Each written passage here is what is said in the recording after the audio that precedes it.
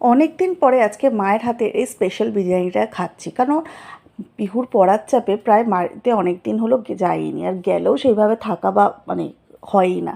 তো যাই হোক, মা বানিয়েছিল আজকে মাটন বিরিয়ানি। আজকে ছিল মাদার্স ডে স্পেশাল, কিন্তু মায়ের হাতেই বিরিয়ানি খেয়েছি, যেখানে আমার করে দেওয়া উচিত ছিল, হয়তো হয়তো না, তাই করা উচিত ছিল। বাট করিনি, মাই করে খাওয়ালো। কিন্তু হ্যাঁ, হাতে হাতে জোগাড় করে দিয়েছিলাম।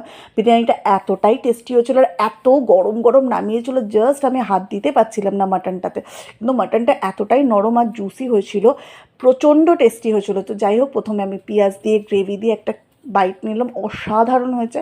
পরের বাইটটা তো একটুখানি পেঁয়াজ আর মাটনের টুকরো আর একটু আলু দিয়ে নিলাম, দারুণ লেগেছিল। তারপর একটা কাঁচা লঙ্কা একটু ভেঙে নিলাম, এত মজা লেগেছিল না খেতে। ঝাল ঝাল গরম গরম বিরিয়ানিটার মাটনের একটা আলাদাই টেস্ট। তো মায়ের হাতের মাটন বিরিয়ানিটা আমার অসাধারণ লাগে। ইনফ্যাক্ট মায়ের হাতে মাটন কেন, চিকেন বিরিয়ানিও আমার দারুণ লাগে। যে কোনো বিরিয়ানি মা খুবই সুন্দর করে। তো যাই হোক, আজকের মাটন বিরিয়ানিটা ছিল খুবই টেস্টি।